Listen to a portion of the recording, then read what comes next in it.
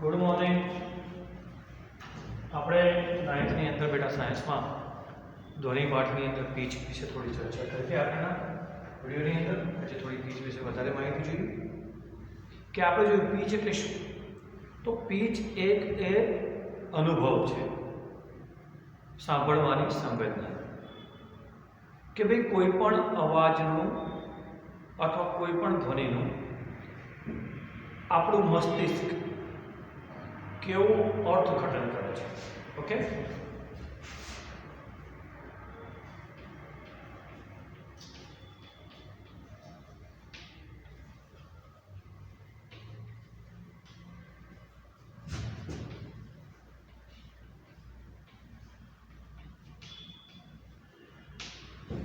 તો ધ્વનિનું આપણું મગજ કેવું અર્થઘટન કરે છે મસ્તિષ્ક, એને પીચ કહેવામાં આવે છે. કોઈ તીણો અવાજ હોય, કોઈ ઘેરો અવાજ હોય, બહેનોનો અવાજ તીણો છે, ભાઈઓનો અવાજ ઘેરો છે, તો આપણું મસ્તિષ્ક એ અવાજને ઓળખે છે, એનું અર્થઘટન કરે છે. બે તીણો અવાજ, આ ઘેરો અવાજ. બીજું, પીચને આવૃત્તિ સાથે સંબંધ છે.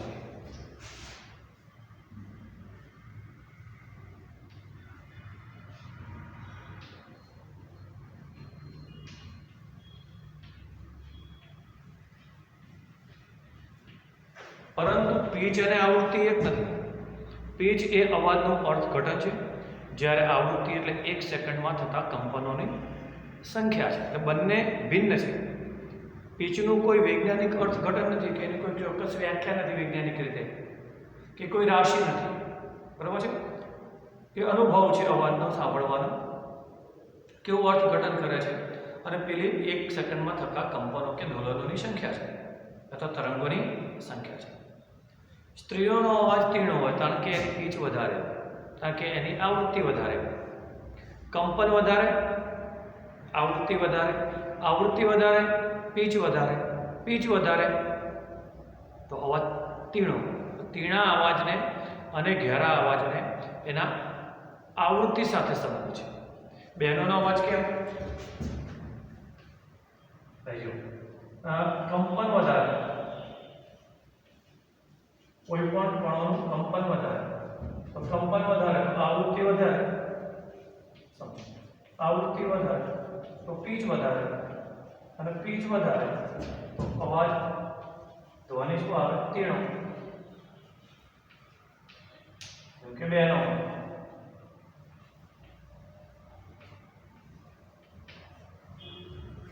કંપન ઓછું,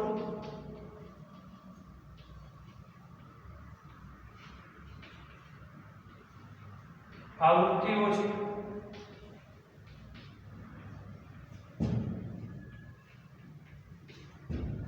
પીચ પણ ઓછી,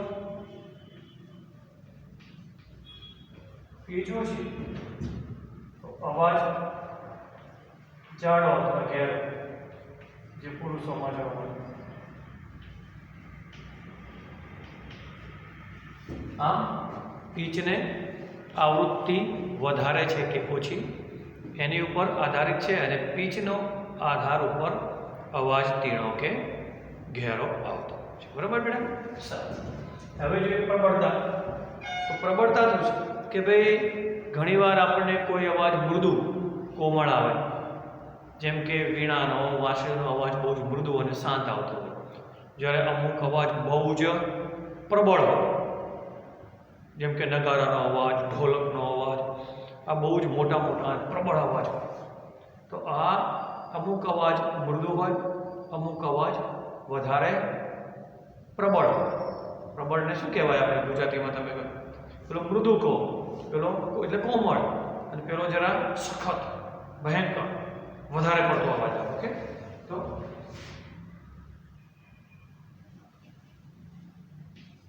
અવાજની મૃદુતા અને પ્રબળતા પર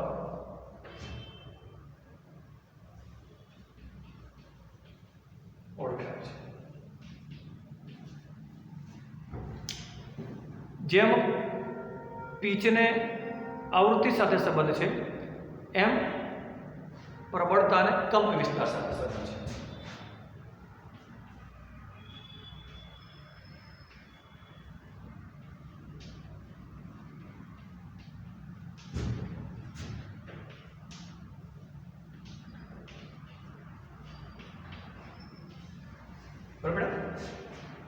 તો જેમ પીચ અને આવૃત્તિ એકબીજાના પર્યાય છે, તો એમ કંપ વિસ્તારને પ્રબળતા સાથે સંબંધ છે. ઓકે, જેમ કે મૃદુ ધ્વનિનો કંપ વિસ્તાર નાનો હોય છે. ઓકે, મૃદુ વિસ્તાર હોય તો કંપ વિસ્તાર નાનો છે. ઓકે, મૃદુ વિસ્તારનો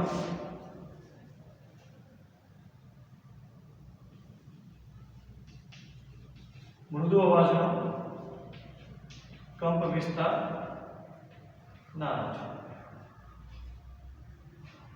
જ્યારે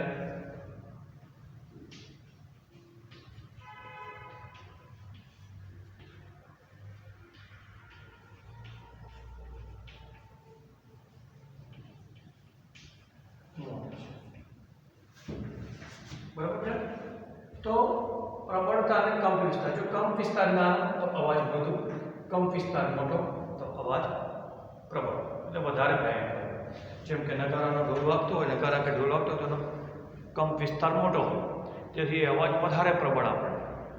જેમ કે નાની પાંસળી કે ગિટાર કે વાગતું હોય તો એનો કંપ વિસ્તાર નાનો, જેથી અવાજ શું થાય બેટા? મૃદુ આવતો. તો અવાજ કેટલો પ્રબળ છે કે કેટલો મૃદુ છે એનો આધાર કંપ વિસ્તાર ઉપર હોય છે. ઘણીવાર આપણને બહુ જ પ્રબળ અવાજ સંભળાતા હોય છે, ઘણીવાર આપણને મૃદુ અવાજ સાંભળતા હોય છે. બરાબર છે? ઓકે, તો જેમ પ્રબળતા વધારે એમ અવાજ દૂર સુધી જઈ શકે. જેમ અવાજ મૃદુ, હું ધીમેથી બોલું, મૃદુ અવાજ, કોમળ અવાજ હોય તો એ અંતર ઓછું કામ. પ્રબળ ઢોલ વાગતો હોય તો અવાજ દૂર સુધી જઈ શકે. ઓકે,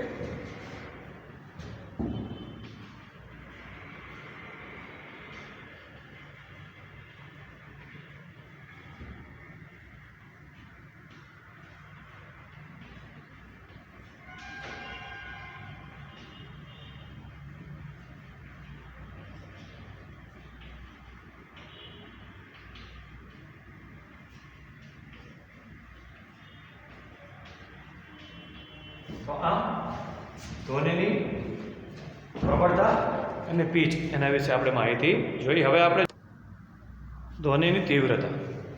તો ધ્વનિની તીવ્રતા કોને કહેવાય? આપણે પહેલા એની વ્યાખ્યા લઈએ કે ધ્વનિના પ્રસરણને લંબ રૂપે રહેલા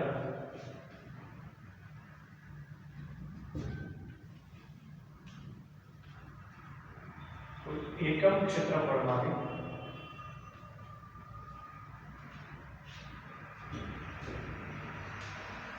એક સેકન્ડમાં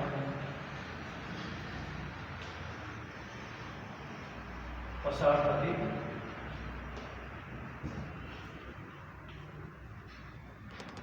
ઉર્જાને ધ્વનિની તીવ્રતા. ધ્વનિ જે તરફ જતો હોય, ધારો કે અવાજ આ તરફ જાય છે, એની સામે કોઈ ક્ષેત્રફળ છે લંબરૂપ, આ બાજુ અવાજ જાય તો આ એક ક્ષેત્રફળ છે, બરાબર? કોઈ પણ છે. તો આ જે ધ્વનિના પ્રસરણને લંબરૂપ સીધું જવું છે, લંબ થાય. તો ધ્વનિના પ્રસરણને લંબ રૂપે રહેલું કોઈ ક્ષેત્રફળ, એક ક્ષેત્રફળમાંથી એક સેકન્ડમાં પસાર થતી ધ્વનિ ઉર્જાને અથવા ઉર્જાને શું કહેવાય? એની તીવ્રતા કહે છે. એનું સૂત્ર પણ છે કે ભાઈ ધ્વનિની તીવ્રતા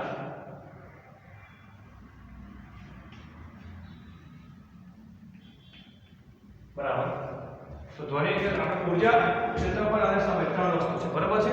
તો ધ્વનિની તીવ્રતા માટે ધ્વનિ ઉર્જા, આ વ્યાખ્યામાં ઉર્જા છે, તો એનાથી બની શકે સૂત્ર ધ્વનિની ઉર્જા છેદમાં એકમ ક્ષેત્રફળ અને ગુણ્યા એક સેકન્ડ. તો આનું બીજું સૂત્ર બને તો ઉર્જા છેદમાં સમય, એને કહેવાય પાવર. પાવરના છેદમાં. તો આ રીતે એના બે સૂત્ર બની જાય છે, પાવર છેદમાં ક્ષેત્રફળ. ઓકે, ધ્વનિની તીવ્રતાને આપણે આઈ કહેવામાં આવે છે, એની સંજ્ઞા છે. ધ્વનિની તીવ્રતાને આઈ કહેવામાં આવે છે, તીવ્રતાની સંજ્ઞા છે આઈ. હવે આનો એકમ બનાવવાનો, તો પાવરનો એકમ આપણને ખબર છે વોટ છે, અને ક્ષેત્રફળ છે લંબાઈ ગુણ્યા પહોળાઈ મીટર સ્ક્વેર. તો આ ધ્વનિની તીવ્રતાની વ્યાખ્યા ઉપરથી બનેલું સૂત્ર ઊર્જા છેદમાં ક્ષેત્રફળ ગુણ્યા સમય, ઊર્જા ભાગ્યા સમય એટલે પાવર કહેવાય, ધ્વનિ પાવર ભાગ્યા ક્ષેત્રફળ, પાવર એકમ વોટ, ક્ષેત્રફળનો લંબાઈ ગુણ્યા પહોળાઈ મીટર સ્ક્વેર. ઓકે, હવે આપણે જોઈએ ઝડપ, કે કોઈ પણ ધ્વનિની ઝડપ માધ્યમમાં કેટલી હોય. તો એ બે વસ્તુ ઉપર આધારિત છે.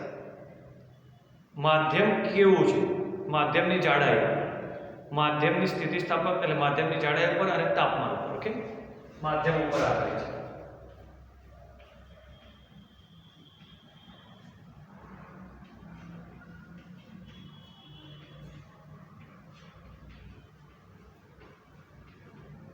એટલે કે ધ્વનિની ઝડપ એ માધ્યમ કેવું છે એની ઉપર આધારિત છે. ઓકે, એ માધ્યમના કણોની સ્થિતિસ્થાપકતા ઉપર આધાર રાખે છે. ઓકે,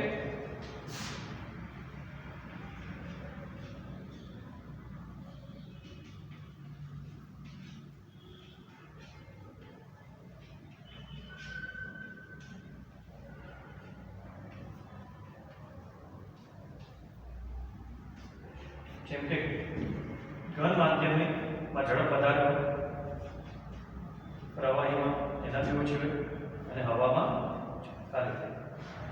તો હવા કરતા પ્રવાહી, પ્રવાહી કરતા ઘન. બીજું, ઝડપ એ માધ્યમના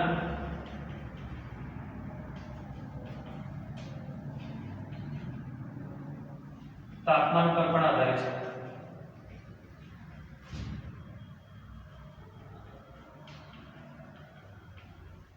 તાપમાન વધે એમ ઝડપ વધે, જેમ જેમ માધ્યમનું તાપમાન વધે એમ ઝડપ વધે. જેમ કે તમને સમજાવું કે ભાઈ અત્યારે હવાના માધ્યમમાં 0°C તાપમાને, 0°C તાપમાને હવાની અંદર ધ્વનિની ઝડપ 331 મીટર પ્રતિ સેકન્ડ છે. તમે સમજો એનો વેગ. પણ જ્યારે એ 0 થી 22°C થઈ જાય ત્યારે 331 માંથી 334 મીટર પ્રતિ સેકન્ડ થઈ જાય. આમ જો 0 માંથી 22 એટલે કે તાપમાન વધ્યું તો માધ્યમમાં એની ઝડપ પણ વધે. બરાબર છે, તાપમાન વધતા ઝડપ વધે છે. ઓકે, જેમ કે સમજીએ કે 0°C તાપમાન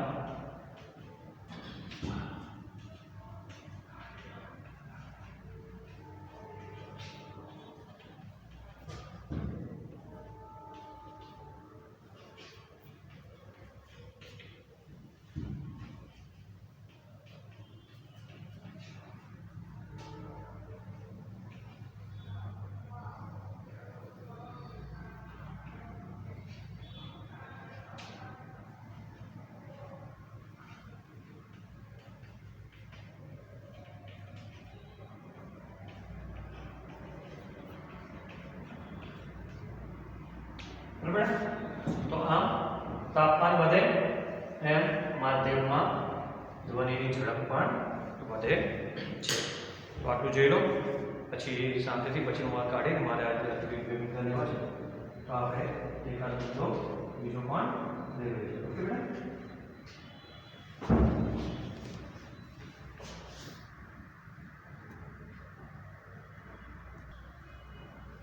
ચલો બેટા આપણે હવે ધ્વનિ પરાવર્તનના નિયમ અને એની પરથી પડવો.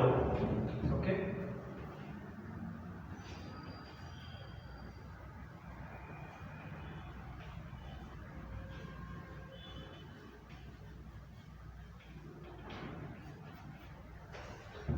જેમ આપણે પ્રકાશનું પરાવર્તન થાય છે, કોઈ પણ વસ્તુ જોવા માટે પ્રકાશનું પરાવર્તન થવું જરૂરી છે. કે પ્રકાશના કિરણો કોઈ પણ વસ્તુની સપાટી ઉપર પડ્યા પછી ત્યાંથી અથડાઈને પાછા આવે છે અને ત્યારબાદ પરાવર્તન પામીને આપણી આંખમાં જાય છે. એટલે તમે કોઈ પણ વસ્તુ જો સમજો, તમે મને જોવો છો એટલા માટે કે પ્રકાશના કિરણો મારા શરીર ઉપર પડે છે, મારા શરીરની સપાટી સાથે અથડાઈ અને પાછા પડે છે, અથડાઈને પાછા આવીને તમારી આંખમાં આવે છે. એટલા માટે આપણે તમે મને જોઈ શકો છો. કોઈ પણ વસ્તુ જોવાનું કારણ છે પ્રકાશનું પરાવર્તન. એ વસ્તુની સપાટી ઉપરથી પ્રકાશના કિરણો અથડાઈને પરાવર્તન પામીને પાછા આવે અને પાછા આવ્યા પછી આપણી આંખમાં પ્રવેશે ત્યારે આપણે વસ્તુને જોઈ શકીએ. તો પરાવર્તનનો મતલબ અથડાઈને પાછું. જેમ પ્રકાશનું પરાવર્તન થાય છે બેટા, એમ ધ્વનિનું પણ પરાવર્તન થાય છે. કે ભાઈ ધ્વનિના તરંગો ધ્વનિ પણ અથડાઈને શું થાય છે પાછો આવે છે. તો કોઈ પણ વસ્તુ સાથે અથડાયા પછી ધ્વનિ શું થાય છે પાછો આવે છે અને ધ્વનિનું શું કહેવાય પરાવર્તન કહેવામાં આવે છે. મને મારો જ અવાજ સંભળાય છે, આપણને આપણો અવાજ સંભળાય કારણ કે આજુબાજુની દિવાલ સાથે અથડાઈને પાછો આવે તો આમ જયા કરે. તો આમ ધ્વનિનું પરાવર્તન પણ થાય છે પ્રકાશના પરાવર્તનની જેમ. 8મા ધોરણની અંદર તમે પ્રકાશનું પરાવર્તન અને એના નિયમો જોયા હતા કે ભાઈ આપાત કોણ અને પરાવર્તન કોણના માપ હંમેશા સરખા હોય છે અને આપાત કિરણ, પરાવર્તિત કિરણ અને બંને વચ્ચે દોરેલો લંબ ત્રણેય એક જ સમતલમાં હોય છે. બેઠા જ બંને નિયમો જે પેલા પ્રકાશના સંદર્ભમાં જોતા હતા એ જ ધ્વનિના સંદર્ભમાં. બરાબર છે કે ધ્વનિ માટે પણ આપાત કોણ એટલે ધ્વનિનો આપાત કોણ અને ધ્વનિનો પરાવર્તિત કોણના માપ હંમેશા સરખા હોય છે. તમે સમજાવો કે ભાઈ ચલો આ એક સપાટી છે, અહીંયાથી કોઈ ધ્વનિ સપાટી ઉપર આપાત થાય છે. આપાત થાય એટલે ત્યાંથી અથડાઈને પાછો. આ શું થયું ભાઈ આપાત ધ્વનિ.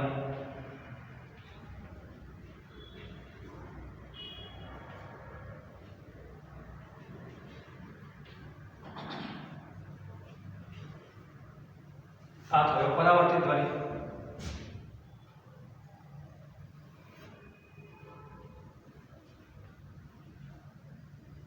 બંનેની વચ્ચે શું દોરીએ લંબ.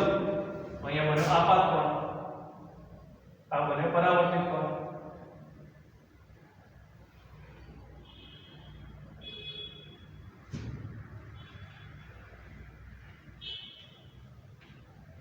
આપાત કોણ આવી,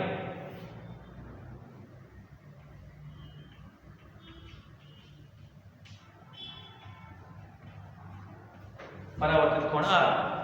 તો ભાઈ ધ્વનિનો આપાત કોણ આપાત કિરણ સાથે ખૂણો બને ધેટ મીન્સ આપાત કોણ અને પરાવર્તિત કિરણ સાથે ખૂણો બને ધેટ મીન્સ પરાવર્તિત કોણ. તો આપાત કોણ અને પરાવર્તન કોણના માપ હંમેશા સમાન હોય છે. પહેલો નિયમ.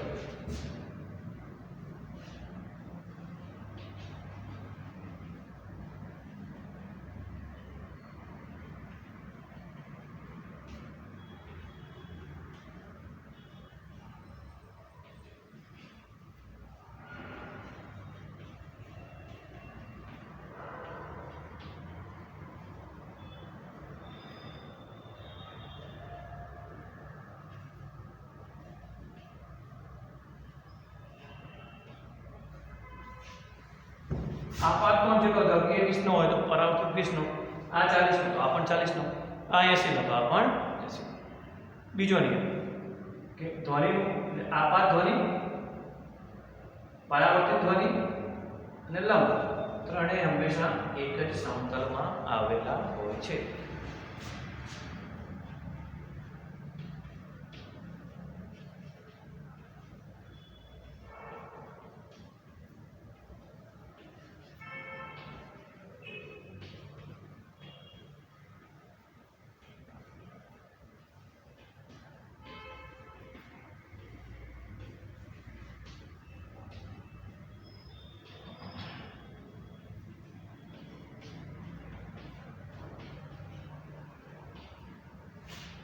બરાબર. આ બે પરાવર્તનના નિયમો છે. ધ્વનિના પરાવર્તનને કારણે આપણને ઘણીવાર પડઘો સંભળાય છે. તમે ક્યાંક ફરવા ગયા છો કે હિલ સ્ટેશન ઉપર તો કોઈ પોઈન્ટ્સ ઉપરથી તમે નીચે ખાઈમાં બૂમ પાડી હશે જય શ્રી રામ, તો સામે પણ અવાજ આવે જય શ્રી રામ. કેમ છે ભાઈ, તો સામે અવાજ આવે કેમ છે ભાઈ.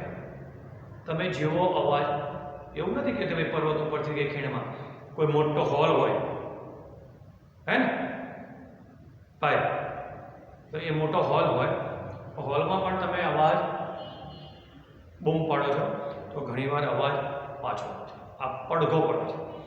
આપણો અવાજ ફરી આપણે જે બોલીએ એ થોડી વાર ફરી આવે છે અને પડઘો કહેવાય, ઇકો.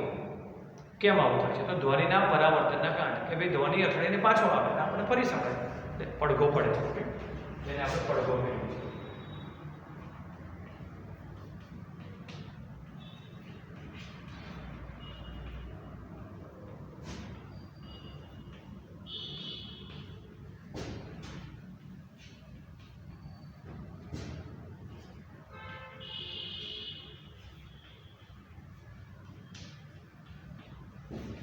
ધ્વનિના પરાવર્તનને કારણે ઉદ્ભવતી ઘટના છે. ક્યારે પડઘો સંભળાય? દર વખતે તો સંભળાતા નથી. તો અંતર એટલું હોવું જોઈએ કે આપણે જે બોલીએ છીએ મૂળ ધ્વનિ, સમજો આપણે હું બોલું એ મૂળ ધ્વનિ, અથડાઈને પાછો આવે પરાવર્તિત ધ્વનિ. તો મૂળ ધ્વનિ અને પરાવર્તિત ધ્વનિ વચ્ચે 0.1 સેકન્ડનો તફાવત. કારણ કે અત્યારે જે આપણી નાની જગ્યામાં પડઘા એટલા નથી સંભળાતા કે આપણે જે બોલીએ છીએ પાછું આવે છે બધા ભેગા થાય, 0.1 સેકન્ડ પહેલાં પાછું આવી જાય, એટલે એનો અવાજ જુદો નથી પડતો. જઈને પાછું આવવા માટે કોઈ વધારે સમય નથી લાગતો. એટલે આપણે બોલીએ છીએ અવાજ અને પાછો અવાજ બે મિક્સ થઈ જાય છે, એટલે આપણને બે મિક્સ થઈ જાય એટલે એક જ અવાજ સંભળાય. પણ ધારો કે બે અવાજ છૂટા પડે, હું બોલું એ થોડી વાર એ મિક્સ ના થાય, થોડી વાર રહીને પાછો આવે, તો સમયગાળો લાગે છે 0.1 સેકન્ડ. વ્યવસ્થિત સાંભળવા માટે પડઘો ન પડે અને એ રીતે સાંભળવા માટે આપણો સમય હોય છે 0.1 સેકન્ડ કરતાં ઓછો સમય. એ સેકન્ડનો 10મો ભાગ વિચાર કરો તો જો 0.1 સેકન્ડ કરતાં સમય બે અવાજ વચ્ચે વધારે થઈ જાય તો બે અવાજ છૂટા પડી જાય છે અને આપણને આપણો અવાજ પાછો સંભળાય છે.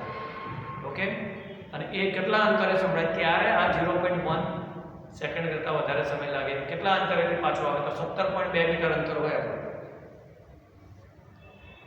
આપ કોઈ હોલનું અંતર હોય 17.2 મીટર હોય, ત્યાં બૂમ પાડો તો ત્યાં જઈને અવાજને પાછો આવવા માટે 1 સેકન્ડ કરતાં વધારે સમય લાગી જાય, ત્યારે આપણને પડઘા સંભળાય છે. તો મૂળ ધ્વનિ અને પરાવર્તિત ધ્વનિ વચ્ચે 0.1 સેકન્ડથી વધારે સમય હોવો જોઈએ.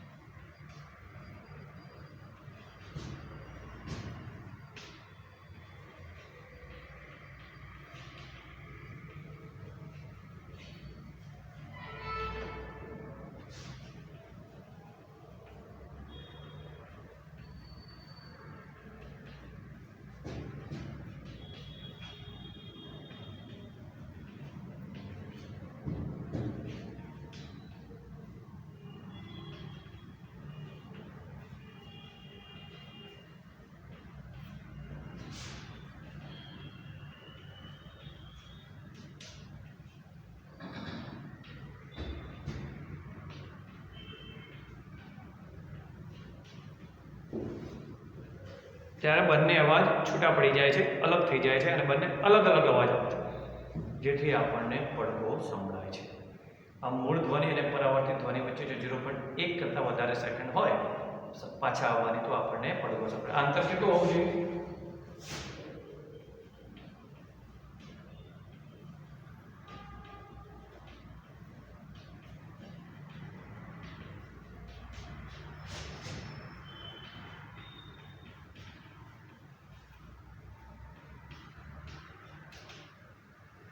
ઓછામાં ઓછું અંતર 17.2 હોવું જોઈએ, તો જ બંને વચ્ચે આપણને ડિફરન્સ લાગે છે, પડઘા પડતા હોય. બરોબર? તો આ રીતે હવે એક નાની ઘટના પણ અહીંયા જોડે લઈ લઈએ. અનુરણ. બરોબર છે? અનુરણ.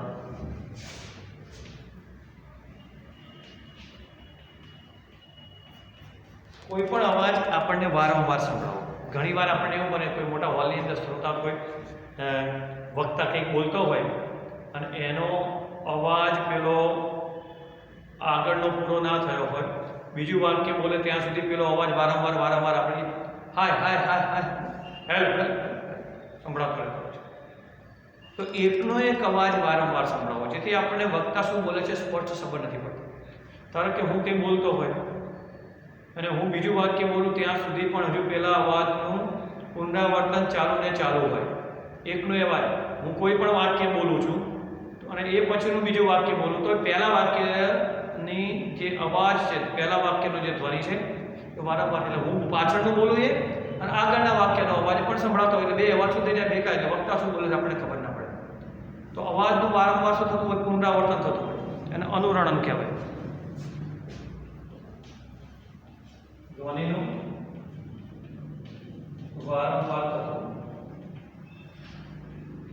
પુનરાવર્તન ને અનુરણન કહેવામાં આવે છે. ત્યારે શું થાય કે આગળનું વાક્ય અને પછીનું વાક્ય, એટલે આગળનો ધ્વનિ અને પછીનો ધ્વનિ શું થઈ જાય છે? મિક્સ થઈ જતા હોય છે. ઓકે,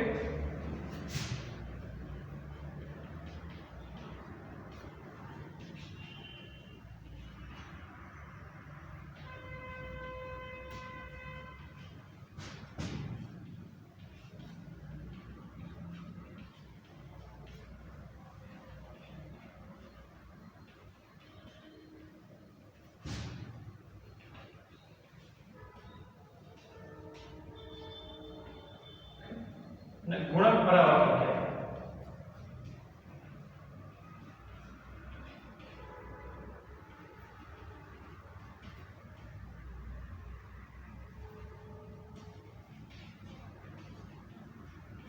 વારંવાર થતું પરાવર્તન.